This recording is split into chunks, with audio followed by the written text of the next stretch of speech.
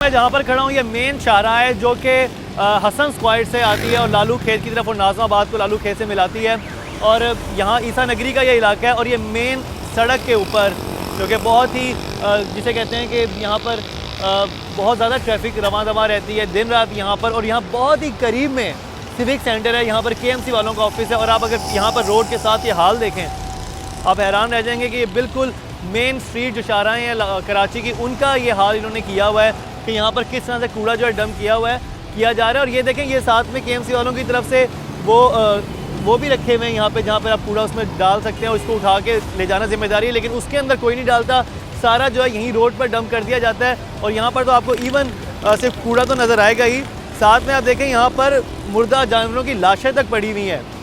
तो हाइजीन की क्या सूरत हाल है। रोशनियों का शहर कराची जो कि सबसे बड़ा शहर है इस वक्त कराची का, उसका क्या हाल हो चुका है। उस शहर को लिटरली एक कचरा कुंडी में तब्दील कर दिया गया है और जिस तरह से कूड़ा और कचरा जो है यहाँ पर फेंका जा रहा है उसको देख के ही इंसान हैरान रह जाता है कि आखिर ये मेट्रोपॉलिटन सिटी है, सबसे बड़ा शहर है, इधर की इंतज़ामिया कहाँ है, कहाँ पर सो रही है और ये किस तरह से ट्रीट किया जा रहा है। और मैं यही बता दूँ कि बिल्कुल पीछे कब्रिस्तान भी है, ईसा नगरी का जो कब्रिस्तान है, और एक कब्रिस्तान की बिल्कुल दीवार के साथ ये पूरी एक रो है जो कि इस वक्त कचरे से भरी हुई है और इसका कोई पुरसान हाल नहीं है इस जगह का। और जिसका दिल चाह रहा है यहाँ पर आके, और ये जो स्पेशली जो रेडियो पे जो यहाँ पर कूड़ा डंप कर रहे हैं ये लोगों ने पर्सनली लगवाए हुए, यानी जो गलियों और घरों से कूड़ा इकट्ठा करके यहाँ मेन शाहराह पे डाल दिया जाता है, फिर इसके बाद यहाँ से उठाने वाला कोई भी नहीं है।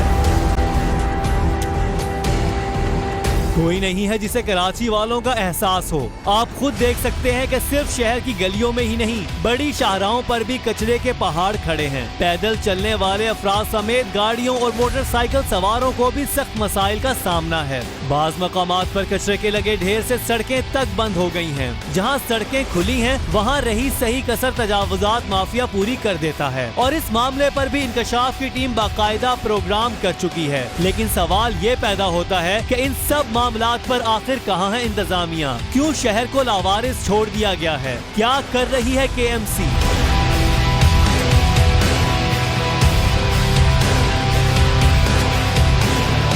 लेकिन एक जो बहुत बड़ा मसला जो मैं नज़र आया, जो स्पेशली मैंने वो इंक्रोचमेंट के हवाले से सदर के एरिया में शो किया था, सर जिस पथारे वाले से पूछें, जिस ठेले वाले से पूछें, जिस उस दुकान वाले से पूछें जिसने आधी सड़क खा के 20-20 फुट के अपने फुटपाथ बना के उस पर एक और कुछ दुकान बना के दे दी है, वो सब पैसे दे रहे हैं। एक इतना बड़ा गैर कानूनी जो है इनकम का फ़्लो उधर से जनरेट हो रहा है, वो कहाँ जा रहा है, वो कौन लोग लेके जा रहे हैं? क्या अब आपको पता है हमारा मुल्क जो है इस वक्त दहशत गर्दी के ख़िलाफ़ लड़ाई में मतलब लड़ रहा है और ज़ाहिर बात है इन लोगों को पैसे कहाँ से आते हैं फिर?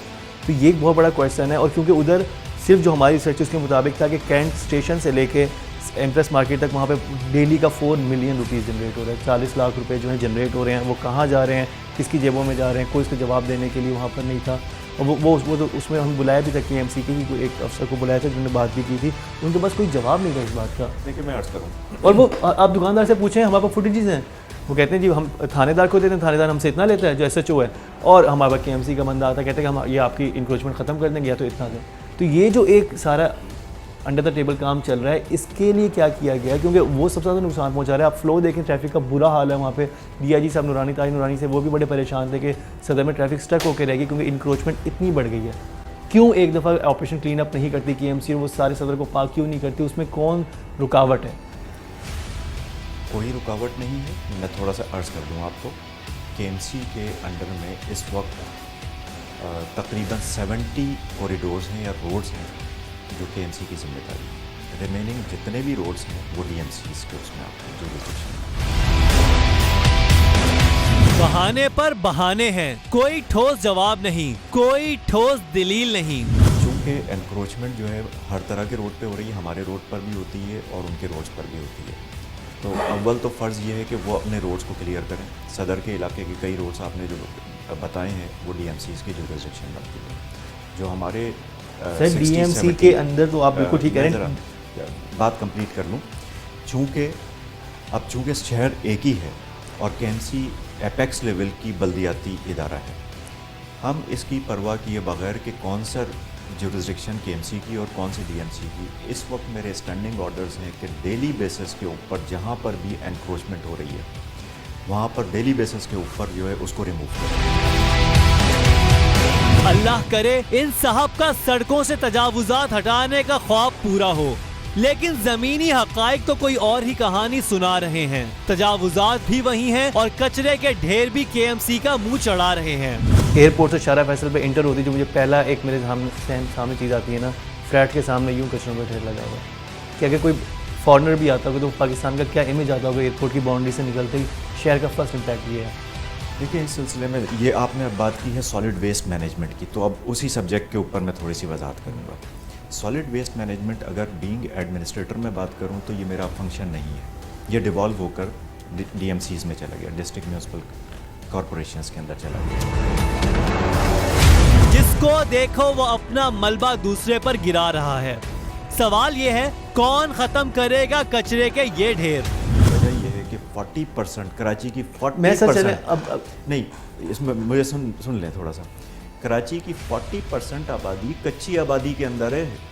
सर मैं कच्ची क्या की लाहौर आबादी के अंदर कच्ची आबादी मैं है? कच्ची आबादी की बात इतनी नहीं बड़ी कर रहा। तादाद। मैंने तो आपसे शारा फैसल की बात की। जब मैं तो आप- आपके ये सिविक सेंटर से जब आगे आप- निकले, वहाँ पर जो कचरा पड़ा हुआ है रोड के ऊपर, मैं लाशें देख के आया हूँ वहाँ पे जानवरों की पड़ी हुई है। मेन रोड पे जो आपकी रोड को मिलाती है हसन स्क्वायर से लेके वहाँ तक जाती है लालू खेत की ये तरफ। तो मैं डिनाई नहीं कर रहा हूँ ना कि इश्यूज नहीं है। मैं तो कहता मेन हूँ कि मैं issues बात ही नहीं मौजूद कर रहा। हैं। मैं अंदर जो छोटे इलाके में मैं नहीं लांढी कोरंगी उनकी या कच्ची बस्तियों की बात कर अगेन मैं ये रहा। कहूँगा कि ये जो अंदर के इलाके जितने भी हैं, ये ज्यूरिसडिक्शन सॉलिड वेस्ट से लेकर रोडों तक वो सारी की सारी DMC की। चलें, जो सड़कें DMC की जिम्मेदारी है वो उनसे पूछेंगे, लेकिन जिन सड़कों पर KMC की हुक्मरानी है वो किस कदर शानदार हालत में है, देखिए जरा। इस वक्त मैं मौजूद हूँ अल्लामा शबीर अहमद उस्मानी रोड पर, और इस वक्त आप यहाँ पर इस सड़क पर हर सिग्नल के बाद आपको कचरे का कैसा ढेर नजर आएगा जो कि बेपनाह वसी है, और इस पर आपको आवारा कुत्ते, आलाइशें और न जाने क्या क्या चीज़ें नजर आएंगी। आप ये सोच रहे होंगे कि आखिर मैं सिर्फ सड़कों तक महदूद क्यों हूँ, क्योंकि आज के शो में हम बात कर रहे हैं KMC की, और KMC ने ये कहा है कि इस वक्त उनके पास सिर्फ अहम शाहराहें हैं, और जो बाकी अंदर के इलाके हैं जैसे लांढी, कोरंगी, औरंगी, सरजानी टाउन वगैरह वो DMC वालों के पास चले गए, और बाकी भी ग्रीन टाउन, शाह फैसल सब DMC के पास हैं। तो मेरा सवाल KMC वालों से ये है कि ये इलाका तो आपके पास है, ये सड़क तो आपके पास है, आखिर ये साफ क्यों नहीं है? आखिर इसका ये हाल क्यों हो चुका है कि लग रहा है कि बरसों से यहाँ से कचरा नहीं उठाया गया? आप यहाँ पर देख सकते हैं कि आपको आलाइशें भी नज़र आ रही हैं, आपको गोश्त और पता नहीं क्या क्या चीज़ें यहाँ पर आपको पड़ी हुई नज़र आएंगी। जंगली कुत्ते और ये जो आवारा कुत्ते हैं यहाँ पर ये बेपनाह बड़ी तादाद में है, जो कि शहरियों को काटते भी हैं, उनके लिए भी हार्मफुल है, और इसके कोई माली वारिस नहीं है, क्योंकि KMC वाले बहुत आराम से हर चीज़ DMC पर डाल देते हैं। लेकिन मैं फिर याद दिला दूं कि मैं इस वक्त किसी अंदर के इलाके में लांडी, कोरंगी, सरजानी या मैं किसी और जगह पर मौजूद नहीं हूँ। मैं इस वक्त मेन शाहराह पे मौजूद हूँ। मेन शाहराहों पर कचरे के ढेर KMC के अफसरान के हीले बहानों का पर्दा चाक कर रहे हैं। सिर्फ एक आध शाहराह नहीं बल्कि हर बड़ी शाहराह कचरे के ढेर में छुपी दिखाई देती है। ये सूरत हाल देखकर बैक वक्त कई सवालात सर उठाते हैं कि आखिर इस कचरे को इसकी आखिरी आराम गाह तक पहुँचाने के लिए जो अरबों रुपए की मशीनरी और गाड़ियाँ खरीदी गयी वो किस काम की? इन गाड़ियों को चलाने के लिए फ्यूल की मद में जो पैसा लिया जाता है वो आखिर कहाँ जाता है? क्यों कराची वाले कूड़े के ढेरों पर जिंदगी गुजारने पर मजबूर हैं? आखिर क्यों कराची कचरा कुंडी बनता जा रहा है? क्या वाकई वसाइल की कमी है या फिर नीयतों में खोट भरा है?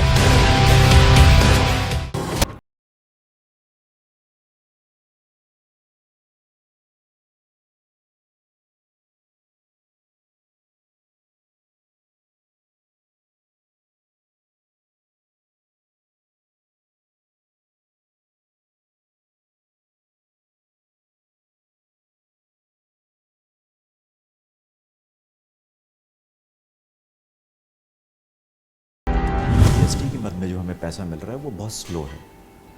उस जगह पर फ्रीज़ किया गया, उसके बाद फिर इंक्रीमेंटल आगे आगे चल रहे हैं, लेकिन वो इतना बड़ा रिसोर्स जनरेट नहीं हो रहा है हमारा जो ऑक्ट्राई के ऊपर जिस तरह से रिलायंस। लेकिन उसके अलावा भी तो बहुत सारे सोर्सेज थे। फिर इसके अलावा जो सोर्सेज थे वो प्रोविंशियल गवर्नमेंट की ग्रांट्स, इसके अलावा हमारे म्यूनसिपलिटी टैक्सेस हैं, बिल बोर्ड के।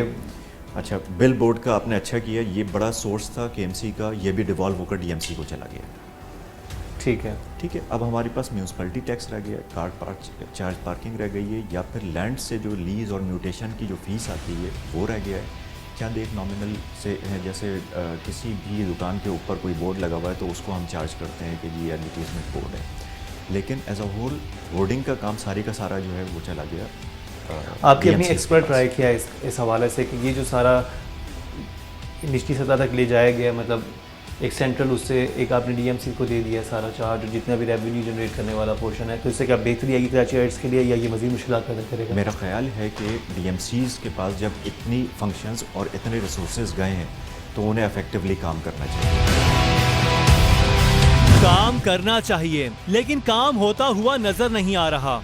अगर मुतल्लिका इदारे काम कर रहे होते तो आज कराची का ये हाल ना होता। शहरी हुकूमत पर जो तजर्बात किए गए उससे शहर में किसी भी किस्म का एक मरबूत सिस्टम नहीं बन सका। बल्दियाती निज़ाम और कमिश्नरी निज़ाम की रद्दोबदल ने कराची के निज़ाम का ढांचा ही बिगाड़ कर रख दिया और अब इंतजामिया किसी भी डिस्ट्रिक्ट में काम करती दिखाई नहीं दे रही, जिसमें सफाई सुथराई समेत दीगर मसाइल हल तलब हैं। तो आपको ये काम नज़र आ रहा है क्योंकि 1.5 साल तो हो गया है।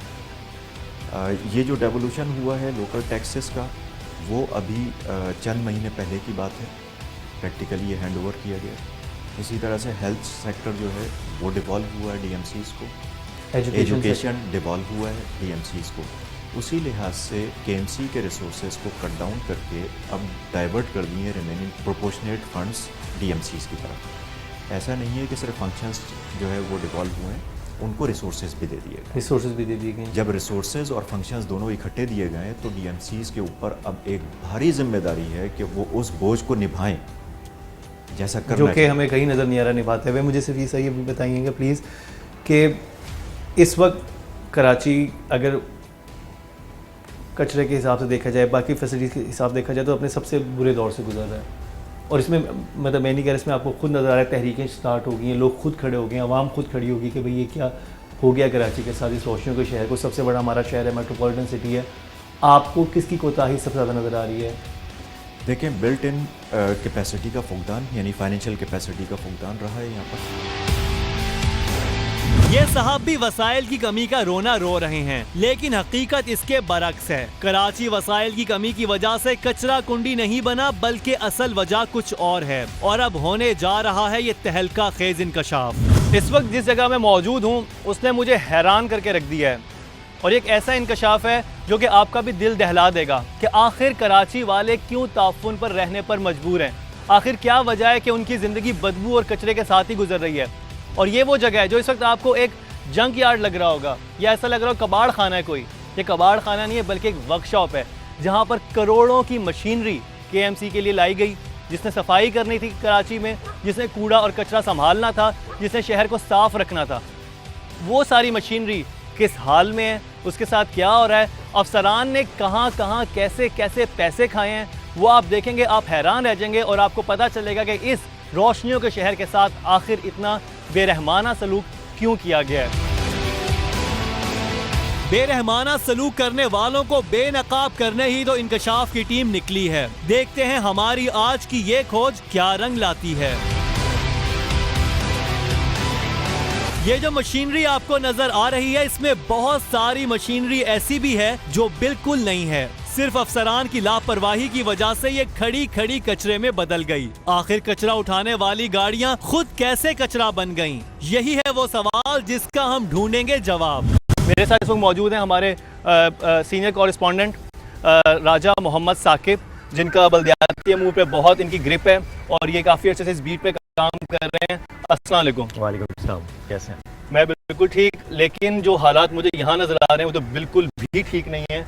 वो तो बड़े दिल दहला देने वाले हैं और आंखें खोल देने वाले हैं कि यहाँ पर जिस तरह की चीज़ें हैं और क्या हो रहा है या आखिर हुआ क्या है इस वक्त ये कराची शहर के साथ। देखिए मुकरम, कराची को कहा जाता है कि वो 50 से ज़ायद मुल्कों से बड़ा शहर। 50 मुल्क ऐसे हैं जो कि कराची से छोटे पर हैं, लेकिन कराची एक इतना ही कुछ बदकिस्मत शहर है कि यहाँ पर कचरे को उठाने का, सॉलिड वेस्ट मैनेजमेंट का कोई भी मरबूत निज़ाम मौजूद नहीं है। और जो रहा सहा बचा कुचा कोई भी निज़ाम मौजूद है, इसकी हालत आप ये देख सकते हैं। कैसे हुई यह हालत, मामला इस नहज तक क्यों पहुंचा, किस किस अनोखे तरीके से करप्शन की गई है, वो करप्शन जिसकी वजह से आज पूरा कराची कचरा कुंडी बना है। आप हकाइक जानेंगे तो सर पकड़कर रह जाएंगे। ये देखिए 2008 और 9 में अरबों रुपए की खरीदी गई मशीनरी कबाड़ का माल बन चुकी है। और मैं ये बता दूं कि ये स्वीपिंग मशीन्स हैं जिन्हें सफाई करनी होती है और ट्रैक्टर्स हैं उनके साथ, और ये एक एक इसका इवन एक एक टायर भी पता नहीं कितने का है, काफ़ी कीमती है। जी बिल्कुल, ये आपने जैसे कि स्वीपिंग मशीन बताई हैं, शावल्स हैं इसमें, ट्रैक्टर्स हैं इसमें, दीगर जो कचरा उठाने वाली गाड़ियाँ हैं, ये तमाम चीज़ें हैं। इनकी जो कॉस्ट है वो मिलियंस में है, करोड़ों रुपए की मालियत की चीज़ें हैं जो कि नाकारा हो चुकी है, तकरीबन नाकारा हो और चुकी है। सिर्फ स्वीपिंग मशीन ही आपको दिखा दूं, वो लाइन लगी हुई है यहाँ पर।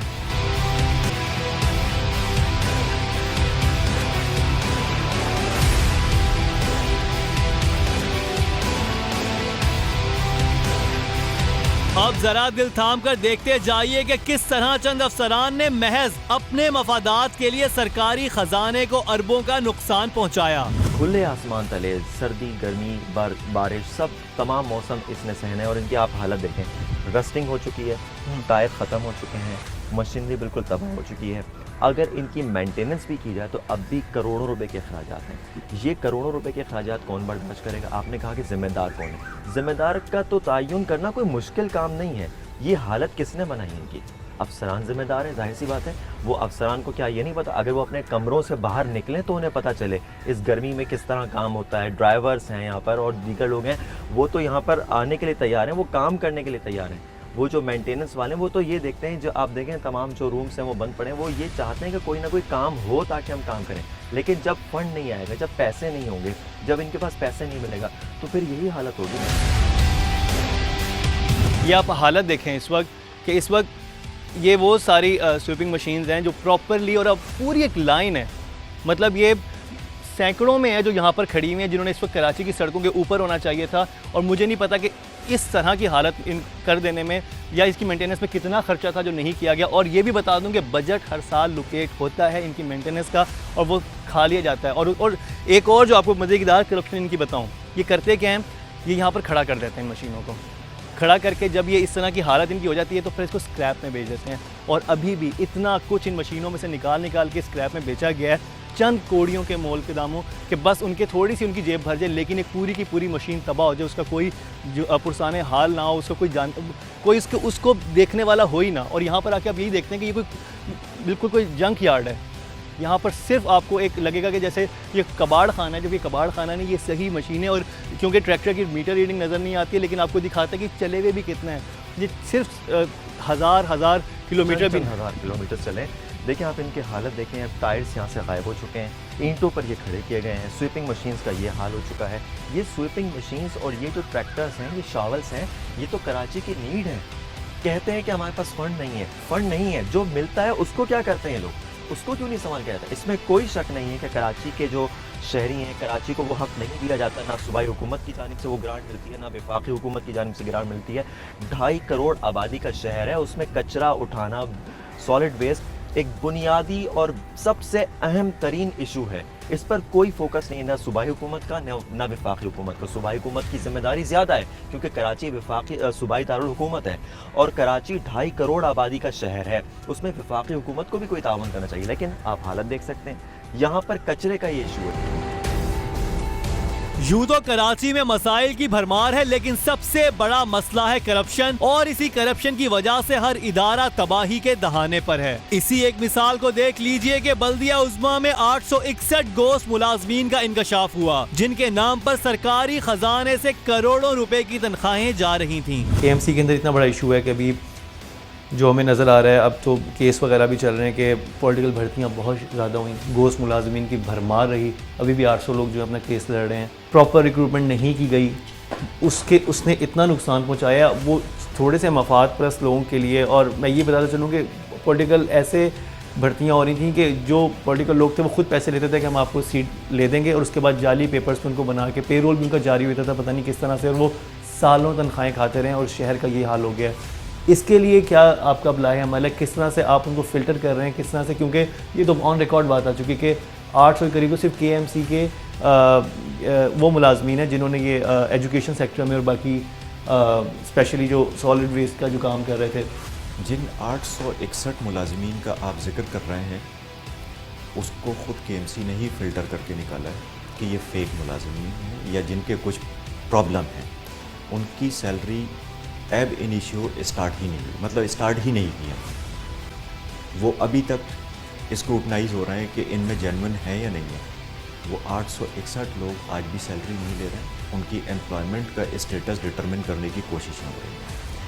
तो ये बिल्ट इन प्रोसेस होता है कि अगर कोई फेक चीज़ें आ भी रही हैं तो उसके ऊपर कॉग्निजेंस भी ली गई है, वरना ये 800 की फिगर, 861 या 900 की फिगर आपके पास नहीं होती। ये अगर आपके पास है तो केएमसी ने ही निकाल कर दी है। बल्दिया उज़्मा में करप्शन की भरमार है, लेकिन यूं लगता है जैसे करप्ट अफसरान को बचाने का पूरा बंदोबस्त किया गया है। आखिर कौन जिम्मेदार है इदारे की तबाही का? कोई एक एडमिनिस्ट्रेटर होता तो उससे पूछा भी जाता, लेकिन यहाँ तो 5 सालों में कराची के 9 एडमिनिस्ट्रेटर बदल गए। लेकिन क्यों? इस बात की खोज लगाई जाए तो कई इंकशाफात सामने आएंगे। किसी एक को इख्तियार दिया जाता 60 टारगेट भी, और अगर टारगेट पूरा ना होता तो उससे पूछगछ की जाती, सरकारी खजाने की खुट-बुट पर तफ्तीश की जाती। लेकिन यहाँ तो पूछगछ से पहले ही मामला गोल हो जाता है, क्योंकि एक की जगह दूसरा एडमिनिस्ट्रेटर जो आ जाता है।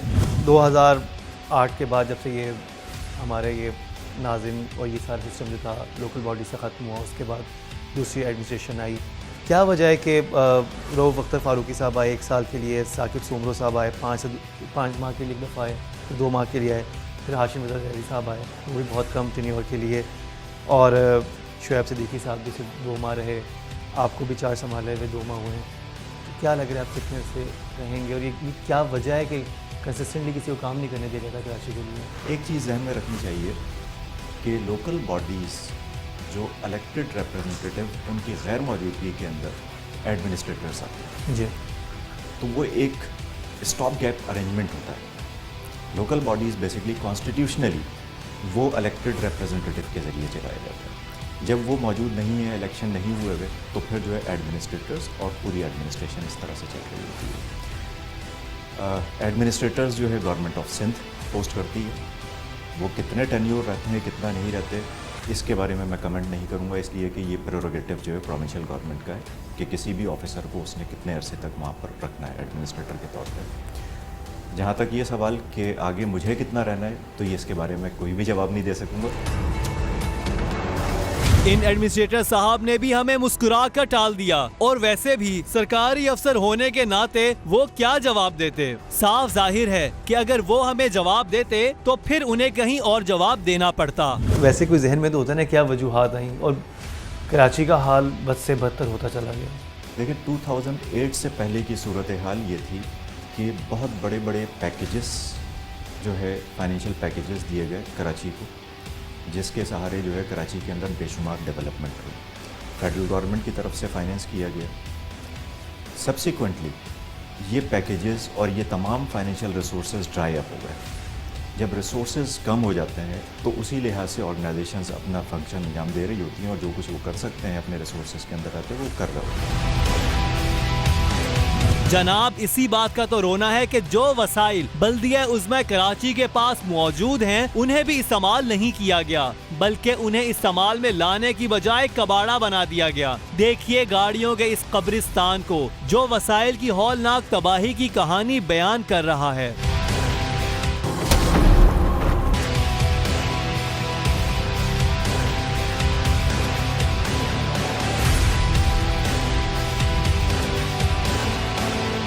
आपको ये जानकर हैरानी होगी कि बरसों से इस वर्कशॉप में खड़ी कबाड़ा बनी ये गाड़ियां सरकारी कागजात में बाकायदा चालू हालत में हैं। सिर्फ यही नहीं बल्कि उनकी मुरम्मत और फ्यूल के लिए बजट मुख्तस किया जाता है। लेकिन कहाँ जाता है वो पैसा? किस कदर होशियारी और चालाकी के साथ सरकारी खजाने को लूटा गया, बस देखते जाइए। हमारे हुकूमती जो अरबाब इख्तियार हैं उनकी क्या प्रायोरिटी है? प्रायोरिटी आपके सामने, बिल्कुल प्रायोरिटी सामने। और आपको ये दिखाते हैं कि यहाँ पर उनको तनकीद का निशाना बनाया जाता है जब लोग अपनी मदद आप के तहत एक ट्रैक्टर अपना लेके जब कूड़ा उठाने जाते हैं सड़कों पे। क्यों आज आवाम को बाहर निकलना पड़ा है? क्यों आज फिक्स इट की बात हो रही है? क्यों इसकी गूंज पूरे कराची में, पूरे पाकिस्तान में सुनाई दे रही है? बिकॉज क्योंकि जब आप लोग खुद काम नहीं करेंगे तो आवाम खड़ी होगी। अब आलमगीर के इस तरह से एक ट्रैक्टर लेके, जबकि यहाँ पर सैकड़ों ट्रैक्टर खड़े हैं और किस हालत में खड़े हैं, यही आप आलमगीर को ही दे दें। अगर आप नहीं चला सकते, आप इन पे काम नहीं कर सकते, तो आप फिक्स्ड वालों को दे दें भाई। आप एटलीस्ट कराची को साफ तो करें, क्योंकि आपकी अपनी जो भी करप्शन है उसमें झेल कौन रहा है? एक आम कराची का शहरी, एक आम आवाम इस कूड़े को झेल रही है, इस ताफुन को झेल रही है, इस बदबू को बर्दाश्त कर रही है, क्योंकि उनके पास कोई चारा नहीं है। वो हुकूमत की तरफ देखते हैं और हुकूमत में न जाने अफसरान किस तरफ उनका ध्यान है, क्या सिर्फ अपनी जेबें भरने में लगे हुए हैं, और जेबें किस तरह भरी जा रही हैं, किस किस तरह से करप्शन हो रही है, ये भी हम अभी आपको इंकशाफ करके दिखाएंगे कि क्या किस तरीके से उन्होंने नई नई राहें निकाले हैं करप्शन करने की। ये तो आपने हाल देख लिया कि आपकी स्वीपिंग मशीनें जो आपको साफ़ करने के लिए कराची की थी, उनकी क्या हालत है। अब आपको वो ट्रक्स दिखाते हैं जो नए यहाँ पर लाए गए, और नए के नए खड़े खड़े उनकी क्या हालत होगी।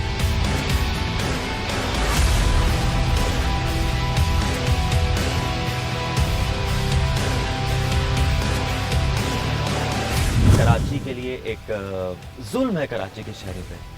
ये नए ट्रक्स खरीदे गए थे 2008 में। इनकी तादाद आप देख सकते हैं, 4 ट्रक्स हैं ये, ठीक है। बहुत सारे खरीदे गए थे, लेकिन ये 4, इनकी बदकिस्मती ये है कि जनाब ये यहाँ पर लाए गए, पोर्ट से यहाँ, चाइना से यहाँ पहुँचे। इनको कुछ चंद दिन चलाया गया, चंद हफ्ते चलाया गया, इनमें कुछ फॉल्ट आ गया। फॉल्ट आने के बाद वो यहाँ पर खड़े हुए। कंपनी की मेंटेनेंस थी, कंपनी की गारंटीज़ थी, वो तमाम गारंटीज़ जो हैं वो एक्सपायर हो गई। इन ट्रक्स की मेंटेनेंस नहीं हो सकी। आप इनकी मीटर रीडिंग चेक कर लें, और आप 1000 किलोमीटर से चले। और जब इंकशाफ की टीम ने इन ट्रक्स की मीटर रीडिंग देखी तो ये बात सच निकली कि ये ट्रक बस बराए नाम ही चले थे, और उसके बाद उन्हें यहाँ पहुँचाकर कबाड़ बना दिया गया।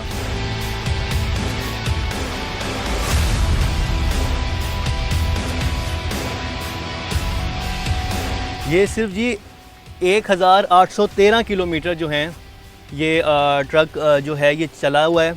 यानी कि ये एक, अगर जो गाड़ी लोग चलाते हैं, टोटल 1813 किलोमीटर। अब आप अंदाज़ा लगाएं कि एक जब हम नई गाड़ी लेते हैं उसमें आप देखेंगे 1800 किलोमीटर चलना कोई बात ही नहीं है। वो तो एक 0 मीटर गाड़ी कंसीडर होती है। 1000 किलोमीटर तो वैसे ही कहा जाता है कि आप ट्रक चलाएं या इंजन को करने के लिए, ताकि बेहतर बनाने के लिए, उसकी जो फुल स्ट्रेंथ है उसको बरकरार रखने के लिए चलाया जाता है। अब आप ये देखें कि ये नए ट्रक्स कौमी ख़जाने से, मेरे और आपके टैक्सेस से ख़रीदे गए। मेरे और आपके टैक्सेस का ये हाल है कि इनको इस्तेमाल तक नहीं किया, और हम कचरे के बदबू में, ताफुन में रहने पर मजबूर हैं। इसका जिम्मेदार कौन होगा? हर एडमिनिस्ट्रेटर यही कहता है कि मैं जिम्मेदार नहीं हूँ, मैं तो अभी आया हूँ। ज़ाहिर बात है, 5 साल के अंदर 9 एडमिनिस्ट्रेटर कराची के चेंज हो गए। ये तो हाल है यहाँ पर कराची को चलाने के लिए। बस इतनी सी सीरियसनेस नजर आ रही है। ये संजीदगी आप देख सकते हैं हुकूमत की कि कराची का हाल क्या कर दिया। ये ट्रक्स, जो इस ट्रक का हाल है, लिटरली यही कराची का हाल हुआ हुआ है। ये नया बना था, नया खड़ा हुआ था, और उसके बाद खड़े खड़े ये इस हालत में आ गया। और उसके बाद अभी क्या, स्क्रैप में बेच दिया जाएगा। आखिर वो करोड़ों रुपए कहाँ गए जो इनको ख़रीदने के लिए मुख्तस किए गए थे। और सबसे अजीब बात यह है, और सबसे हैरान कौन और जो इंकशाफ है वो ये है कि अभी भी पेपर्स में ये रनिंग में है। इनका फ्यूल भी हर बजट में लोकेट होता है कि ये इतने पैसे जो हैं इसकी मेंटेनेंस पे खर्च हो रहे हैं, इतने पैसे जो हैं इसके फ्यूल के लिए खर्च हो रहे हैं। जबकि असल हकीकत जो है, जो असल इंकशाफ वो आपके सामने खड़ा है कि इनकी रीडिंग भी है, और ये नए के नए ट्रक जो हैं वो इस हाल तक पहुँच गए। और ये एक ट्रक की कहानी नहीं है, बल्कि आपको यहाँ पे और भी दिखाते हैं कि रीडिंग दिखाते हैं। हार्डली 10,000 जो है इसकी रीडिंग है। और तो इसका मतलब ये कि शायद ये चंद हफ्ते जो है कराची की सड़कों पे ये रहा होगा, और उसके बाद इसको ऐसे ही यहाँ पर रख दिया गया। और जैसे कि अभी साकिब ने भी बताया कि इनकी वारंटी भी थी। जिन कंपनी से, जाहिर बात है, जब आप इतना बड़ा सौदा करते हैं किसी भी इंटरनेशनल फर्म के साथ, तो वो 1-1.5 साल के 2 साल की वारंटी देती है। तो साफ पता चल रहा है कि तो साल भी नहीं, चंद महीने भी नहीं चला होगा ट्रक। उसके बाद यहाँ लाके खड़ा कर दिया गया। उसके बाद खुद ये इसको ठीक करने की कोशिश करते रहे। और जो अफसरान थे जिनका ये काम था कि वो सवाल उठाते कि भाई आपने अगर मशीनरी हमने आपसे ख़रीदी और इतनी जल्दी ख़राब हुई है तो इसको ठीक करें, वो शायद पैसे लेकर चुप हो गए। उसके बाद उन्हें पता है कि एडमिनिस्ट्रेटर ने भी चेंज होना है, गवर्नमेंट भी इतनी सीरियस नहीं है, और कराची वालों को कोई पुरसाने हाल वैसे ही कोई पूछने वाला नहीं है। तो अच्छा है, जितने पैसे बनते हैं बनाओ। और यही हुआ इन ट्रक्स के साथ भी कि इनसे किस किस तरह से पैसे बनाएंगे। और आप ये ट्रक देख रहे हैं कि ये इस हालत में तो पहुंच गए, लेकिन बहुत सारी ऐसी चीज़ें जो ठीक हो सकती हैं, लेकिन करप्शन और किस तरह से की गई वो भी आपको हैरान कर देगी। वो भी हम आपको दिखाते हैं। ये ट्रक्स की सारों की रीडिंग जो है आपको 10,000 जो किलोमीटर उससे कम में मिलेगी। और एक गाड़ी के लिए 10,000 किलोमीटर कुछ भी नहीं होता, स्पेशली इतनी बड़ी गाड़ी के लिए, जो कि एक बड़े बड़े ट्रॉलर्स जो होते हैं, जो इस तरह के ट्रक्स होते हैं, वो तो लाखों में उनकी रीडिंग होनी चाहिए, तब भी वो बहुत अच्छे चलते हैं। ज़ाहिर बात उन्हें लंबा और तवील सफ़र करना होता है, ये कूड़ा डंप करने के लिए उन्होंने इस्तेमाल होना था, इसीलिए आपको सड़कों पर जगह जगह कूड़ा नज़र आता है, क्योंकि चंद अफसरान ने अपनी जेबें भरने के लिए इन ट्रक्स की ये हालत होने दी। इस वर्कशॉप में ऐसी गाड़ियां मौजूद हैं जो या तो चली ही नहीं या फिर उन्हें शायद कुछ हफ्ते चलाकर यहाँ खड़ा कर दिया गया। मगर हमें हैरत उस वक्त हुई जब हमने ये सवाल KMC के एडमिनिस्ट्रेटर के सामने उठाया तो उन्होंने इसे मजाक जाना। लेकिन मैं अब ये देख रहा हूँ कि यहाँ पर जो इतनी ज़्यादा जो ये मशीनरी है जो ख़रीदी गई और आवाम के टैक्स से ही खरीदी गई, डेफिनेटली जो कराची आइट स्पेशली टैक्स दे रहे थे क्योंकि यही से जनरेट किया जा रहा था पैसा। अब वो जिन मशीनरी का आप जिक्र कर रहे हैं, देखिए हर मशीनरी और हर व्हीकल की एक लाइफ साइकिल होती है। सर वो तो 0 मीटर ही खराब अच्छा। वो यूज़ ही नहीं हुई। वो तमाम डंपर्स जो इस वक्त चल रहे हैं, बल्कि इवन ये हुआ है कि जैसे ही ये सब्जेक्ट डिवॉल्व हुआ और DMCs ने करना शुरू किया है तो हमने भी व्हीकल्स उनको प्रोवाइड कर दी हैं। वो व्हीकल्स जो कि एक्चुअली काम कर रही थी पूरे कराची के अंदर, वो व्हीकल्स हम DMCs को दे रहे हैं, कुछ दे दी हैं और कुछ मज़ीद देने वाले हैं। वो ऑन रोड हैं और बेस्ट कंडीशंस के अंदर चल रही है। कहाँ चल रही हैं जनाब? जिन गाड़ियों की आप बात कर रहे हैं वो तो वर्कशॉप में खड़ी खुद कचरा बन चुकी हैं। हमारे ग्रीन ट्रक्स आपको हर जगह नज़र आएंगे जो कि इस वक्त भी गार्बेज उठा रहे हैं। अब वो हम बजाय ये कि अपने पास रिटेन करें, हमारी कोशिश ये है कि DMCs चूँकि अब इस सब्जेक्ट को डील कर रहे हैं तो हम उनकी तरफ ट्रांसफ़र कर दें। इसी तरह मैकेनिकल स्वीपर्स हैं, उन्होंने अपनी लाइफ साइकिल कंप्लीट की, उसकी मेंटेनेंस के कुछ इश्यूज़ रहे, अब उसे रिपेयर करके DMCs के हवाले किया जा रहा है। कुछ वो DMCs लेकिन जो वहाँ पर रिपेयर खड़े हुए जो मैकेनिकल स्वीपर्स और बाकी जो चीज़ें खड़ी हुई जो खड़े ही ख़राब हो गई। ऐसा नहीं है, मैकेनिकल स्वीपर्स ने काम भी किया है, उसके अंदर जब मैकेनिकल इश्यूज़ आए वो प्रॉपरली शायद लेकिन सर वो handle चल हुए नहीं या पाए। नहीं हुए। मतलब मैं जब आवाम से जब मैं बात कर रहा था तो उन्होंने तो उनकी याददाश्त में नहीं उन्होंने कभी सड़कों पर चलते देखा। आप लाहौर जाएंगे तो आपको हर सड़क पे आप चले, आप वो कहते हैं कि प्राइवेट सेक्टर के पास चला गया, लेकिन बात है कि वो जो लिटरली अरबों की वो मशीनरी है जिसकी फुटेज हमारे पास है और जो खड़े नाकारा हो गए, मैकेनिकल वो कभी सड़क पे आई ही नहीं। ऐसा नहीं है, मैकेनिकल स्वीपर्स जब आए थे उस वक्त एफिशिएंटली उन्होंने काम किया है। बात यह है कि आप बात कर रहे हैं 2008 से पहले की।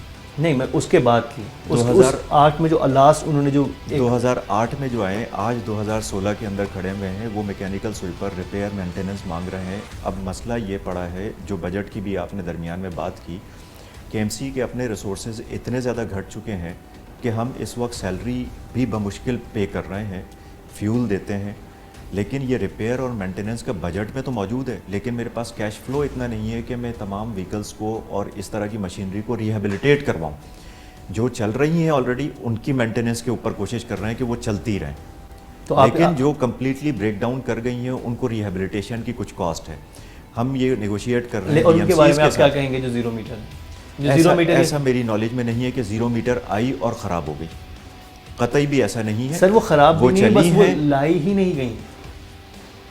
ऐसा बिल्कुल भी नहीं है, ये गलत इंप्रेशन है। मैं बिल्कुल वाज़ेह तौर पे कहूँ, वो तमाम मशीनरी जो आई है वो चली है, रिपेयर एंड मेंटेनेंस के इश्यूज़ की वजह से डॉर्मेंट कर दी गई, रिडंडेंट कर दी गई, वो अलग चीज़ है, लेकिन जब तक वो चलती रही हैं वो चली हैं पूरे शहर के अंदर। लेकिन आप सर खुद ये कहते हैं, आप मैं ये खुद कहते हैं कि 2008 तक जो है कराची के अंदर इम्प्रूवमेंट नजर आई। वो इम्प्रूवमेंट क्यों नजर आई? क्योंकि ये तमाम मशीनरी चल रही थी। बल्दिया उज़्मा के एडमिनिस्ट्रेटर ने हमारी बातों को मजाक समझकर हवा में उड़ा दिया, लेकिन करप्शन और लापरवाही की कोख से जन्म लेने वाली इस वर्कशॉप की ये खौफनाक हालत मजाक नहीं, एक हकीकत है, एक ऐसी हकीकत जो इंतजामिया के चेहरे पर तमाचा है। ये आपको एक चीज़ नज़र आ रही होगी, ठीक है।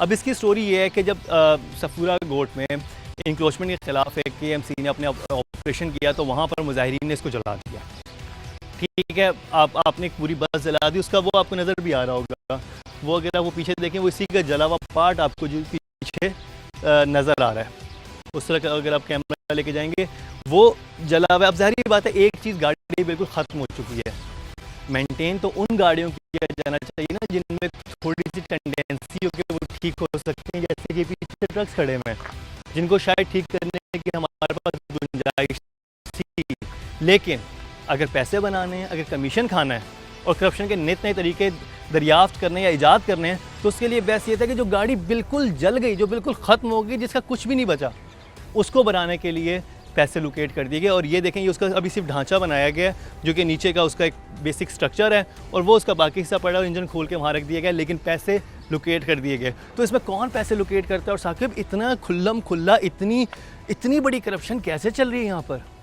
देखिए, करप्शन ढूंढने के लिए कराची में हमें कोई दूरबीन की ज़रूरत नहीं है, हमें किसी कोई ख़ास चीज़ की ज़रूरत नहीं है। करप्शन सिर्फ यही नहीं है कि आप नाअहली भी करप्शन है, और ये किसकी नाअहली है? हुकूमती नाअहली ही तो है।